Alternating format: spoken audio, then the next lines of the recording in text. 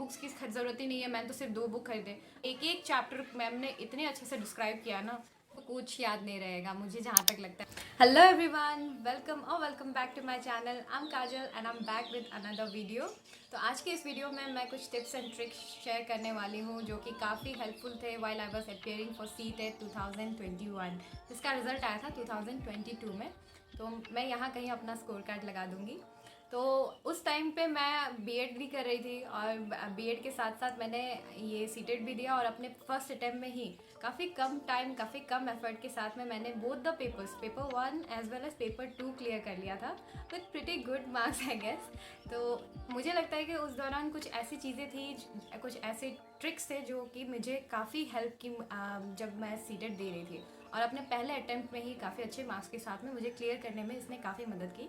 इसलिए उम्मीद करती हूँ कि कुछ ऐसे ट्रिक्स जो मैं आज बताने वाली हूँ वो आपको भी हेल्प करेगा अपने गोल को अचीव करने में। So without further ado, let's start the video.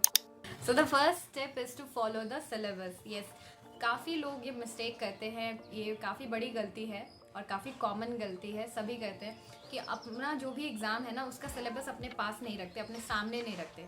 Syllabus को हमेशा अपने सामने रखिए। हो सके तो मैं कहती हूँ कि प्रिंट आउट कर लीजिए और अपने सामने वाले वॉल में पेस्ट कर लीजिए जहाँ पे भी आप अपनी पढ़ाई करने बैठते हो।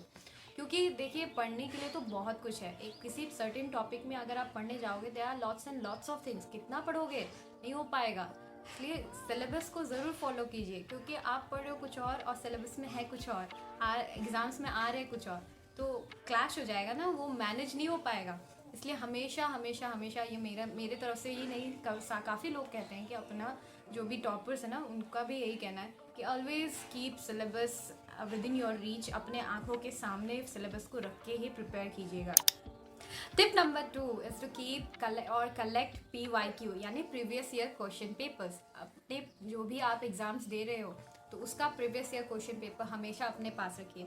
ये एक मिस्टेक है जो मैं पहले करती थी। जब भी मैं एग्ज़ाम देती थी मेरा सोच ये था कि मैं पहले पढ़ लेती हूँ, उसके बाद में जब जैसे मेरा पढ़ाई ख़त्म हो जाएगा then I will move on to PYQ at the end, जब लास्टली मैं अपने PYQ में जाती थी।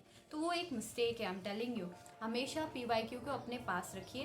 पहले ही जैसे ही आप सिलेबस डाउनलोड कर लोगे उसके बाद PYQ डाउनलोड कर लीजिए। सीटेट का तो PYQ आपको सीटेट के वेबसाइट में भी मिल जाएगा। पैटर्न देखना ज़रूरी है कि सालों से क्या पैटर्न फॉलो हो रहा है, उस सर्टेन टॉपिक का क्या पूछा जा रहा है। तो इसलिए PYQ को ज़रूर अपने पास रखिए। मेरे जैसा मिस्टेक आप मत कीजिएगा। PYQ को पहले ही अपने पास डाउनलोड करके प्रिंट आउट करके रेडी रखिएगा। Tip number 3 is to buy books according to your own need. किसी और का सुन के अपना बुक बाय करने का डिसीजन कभी मत बनाइएगा। कभी हो सकता है कि कोई कहे कि उसके लिए सर्टेन सब्जेक्ट का बुक की ज़रूरत नहीं पड़ी, maybe that is applicable for him और her and it may not be applicable for you. इसलिए अपने अकॉर्डिंग, अपने नीड के अकॉर्डिंग ही बुक बाय कीजिएगा। कीप दैट इन माइंड कि कुछ सब्जेक्ट्स ऐसे हैं जो किसी के लिए ईजी हैं, कुछ और आपके लिए मे बी ना हो। For example in my case मैंने सिर्फ CDP और मैथ्स का बुक बाय किया था। मैथ्स के एक्चुअली 2 बुक्स थे, paper 1 and paper 2, and those 2 books way very helpful for me. मैं हो सके तो उसका लिंक ज़रूर दे दूँगी। मैंने ऑनलाइन ही मंगाए थे वो दोनों बुक। काफ़ी अच्छे बुक्स हैं और काफ़ी प्रैक्टिस क्वेश्चंस काफ़ी अवेलेबल है उसमें। काफ़ी मदद की मेरी सीटेट के दौरान। तो हो सकता है मैं कह दूँ कि बुक्स की ज़रूरत ही नहीं है, मैंने तो सिर्फ 2 बुक खरीदे, तो वो मेरे केस में एप्लीकेबल है, आपके केस में ना हो। इसलिए हमेशा ध्यान रखिएगा जब भी आप बुक बाय करें तो अपने नीड के अकॉर्डिंग ही बाय कीजिएगा, किसी और का सुन के नहीं। Tip number 4 is to watch YouTube videos. आज के टाइम पे यूट्यूब से बढ़िया सोर्स आपको कहीं नहीं मिलने वाला अपने पढ़ाई के लिए। यहाँ पे एक एक टॉपिक के लिए एक से बढ़कर एक यूट्यूब वीडियोज़ आपको देखने को मिल जाएंगे। हर कंटेंट क्रिएटर अपना बेस्ट लेके आ रहा है और इन्हीं में से एक है लेट्स लर्न का, मतलब हिमांशी मैम, जो कि काफ़ी पॉपुलर है और काफ़ी अच्छी भी है। मुझे लगता है कि उनका पढ़ाया हुआ मेरे लिए काफ़ी हेल्पफुल था। मैंने उनका एक प्लेलिस्ट फॉलो किया था, काफ़ी पुराना प्लेलिस्ट है वो। ये मत सोचिएगा कि ये पुराना है तो उसको क्या फॉलो करें। एक्चुअली क्या है, सीटेट का जो सिलेबस है वो काफ़ी सालों से बदला नहीं है। हाँ, उसमें कई चीज़ें ऐड हुई है, जैसे न्यू एजुकेशन पॉलिसी हो गया, तो उस सर्टेन टॉपिक्स को आप ज़रूर ढूंढ के, मतलब उनका भी कंटेंट मिल जाएगा, उससे रिलेटेड कंटेंट भी आपको देखने को मिल जाएगा। लेकिन इस प्लेलिस्ट को ज़रूर फॉलो कीजिएगा, क्योंकि यहाँ पे एक एक चैप्टर मैम ने इतने अच्छे से डिस्क्राइब किया ना, क्या बताएं, मतलब it will be very very helpful for you all. अगर हो सके तो मैं उस प्लेलिस्ट का यहाँ पे लिंक ज़रूर दे दूँगी। डू फॉलो इट एंड वो मेरा पर्सनल रिकमेंडेशन है, आप लोग एक बार देखिए तो सही, अच्छा लगेगा आप लोगों को। It's the most helpful resource I will say. Tip number 5 is to make your own handwritten notes. आप कोई भी अच्छे से अच्छे वीडियोस देख लो, बेहतरीन से बेहतरीन किताब खरीद लो, लेकिन अगर आप अपना खुद का हैंड रिटन नोट्स नहीं बना रहे हो ना तो कुछ याद नहीं रहेगा, मुझे जहाँ तक लगता है। मेरे पर्सनली मैं क्या करती थी कि बिना लिखे तो मुझे याद कुछ नहीं रहने वाला, इसलिए मैं जब भी कोई यूट्यूब वीडियोस देख रही होती थी मैं लगे लगे साथ साथ अपना नोट्स मतलब बनाना शुरू कर देती थी। स्टिकी नोट्स चिपकाती थी, कुछ ऐसे टॉपिक्स होते थे जिसका मैं शॉर्टकट वे में याद रख लेती थी, ताकि मैं जब रिवीजन मार रही हूँ ना तो बस उसको एक झलक देख लूँ और मुझे सारा याद आ जाता है उस कंटेंट से रिलेटेड, उस टॉपिक से रिलेटेड। इसलिए please make your own handwritten notes. Tip number 6 is to practice practice and practice. अगर आप कितनी भी पढ़ाई कर लो, लेकिन अगर आप प्रैक्टिस नहीं कर रहे हो ना तो उस पढ़ाई का कोई वैल्यू नहीं है। मतलब नॉलेज तो हर किसी के पास होती है, लेकिन उसको अप्लाई करना सीखना होता है, वो ज़्यादा मैटर करता है, वो अच्छे स्कोर गेन करने में आपकी हेल्प करता है। इसलिए जो भी मैंने कहा कि previous year question paper, syllabus, whatever ना, वो सब आप ज़रूर अपने पास रखिए और जैसे जैसे पढ़ते जा रहे वैसे वैसे प्रैक्टिस शुरू कर दीजिए। और हो सके तो एक दिन में 2 सब्जेक्ट कवर करने की कोशिश कीजिए, क्योंकि अभी काफ़ी कम टाइम बचा है। जहाँ तक मुझे लगता है सीटेट जुलाई जो आ रही है 2024 वाले, तो उसके लिए काफ़ी कम टाइम बचा है। तो अगर आप उसको अपना गोल बना के चल रहे हो ना तो अभी से एटलीस्ट 2 सब्जेक्ट्स एक दिन में आप प्रैक्टिस करना शुरू कर दीजिए और practice. Tip number 7 is to be prepare for the worst. यहाँ मेरा वर्स्ट से मतलब है कि टफेस्ट के लिए आप प्रिपेयर रहे, क्योंकि देखिए सीटेट क्या है, वो एनसीईआरटी के बुक्स फॉलो करता है, एनसीईआरटी का सिलेबस फॉलो करता है, और उसी सिलेबस उसी बुक्स को फॉलो करने वाले कई और कम्पिटिटिव एग्ज़ाम्स भी हैं जो टीचिंग वाले, जैसे कि केवीएस हो गया, DSSB हो गया, JNV हो गया, तो ये सब उसी सिलेबस को फॉलो करते हैं। तो वो कुछ टफेस्ट एग्ज़ाम है, सीटेट से टफ है वो, तो उसके लिए अगर आप प्रिपेयर हो रहे हो ना तो यहाँ सीटेट तो आराम से निकल जाएगा आपका। इसलिए केवीएस के भी हो सके तो केवीएस के, DSSB के प्रीवियस ईयर क्वेश्चंस वो सब ज़रूर डाउनलोड करके रखिए और उसको अपने प्रैक्टिस में ज़रूर यूज़ कीजिएगा, क्योंकि आप जब वर्स्ट के लिए प्रिपेयर रहोगे तब तो आपका ऐसे ही इधर बेस्ट बन जाएगा, है ना। So the tip number 8 is actually A pedagogy tip जो कि मैंने पर्सनली डेवलप किया है। मुझे लगता है जो हमारा ये CDP सब्जेक्ट है ना, जो चाइल्ड डेवलपमेंट पेडागोजी, जहाँ चाइल्ड सेंटर्डनेस की बात की गई है, तो अगर इससे रिलेटेड आप कोई क्वेश्चन अटेम्प्ट कर रहे हो, अगर आप उस क्वेश्चन में आंसर को लेकर श्योर हो, 100% श्योर हो, तब तो बढ़िया है।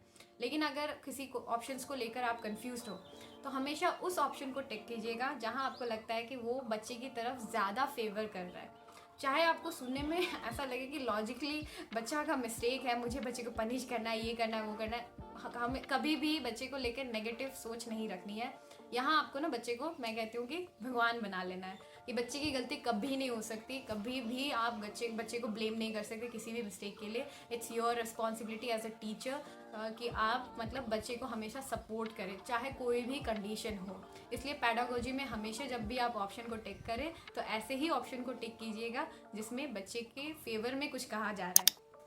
So the tip number 9 is the site memory. I am not sure कि साइट मेमोरी नाम का कोई टर्म है भी कि नहीं, ये मैंने अपनी बहन से सीखा है, वो मसल मेमोरी के बारे में बात करती थी तो मैंने ये बना लिया site memory.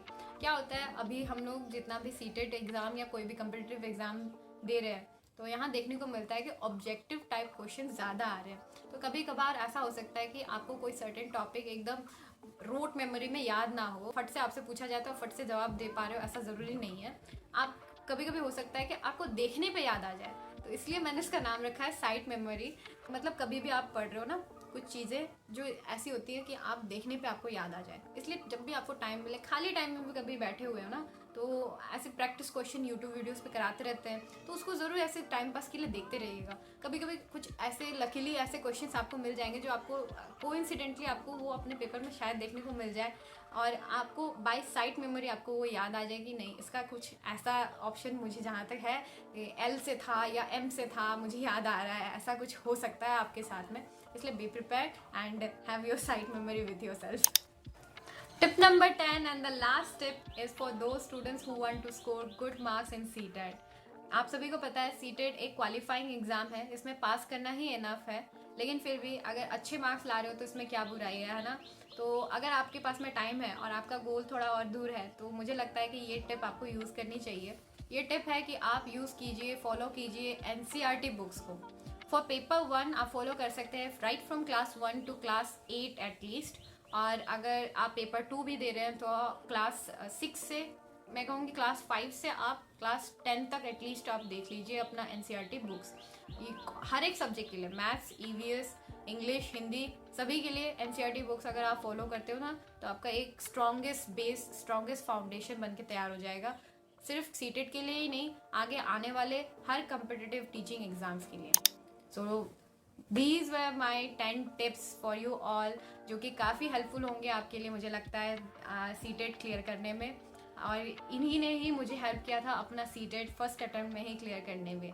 So that was all for today's video and I hope कि आज जो भी मैंने टिप्स एंड ट्रिक्स आप लोगों के साथ में शेयर की वो कहीं ना कहीं आपकी मदद करेगा आपके सीटेट गोल को अचीव करने में। अगर आप टीचिंग से रिलेटेड या मेरे ब्लॉग से रिलेटेड कोई भी अदर वीडियोस देखना चाहते हैं तो please comment down below and please do not forget to like, share and subscribe. Thank you, bye bye, see you in the next video.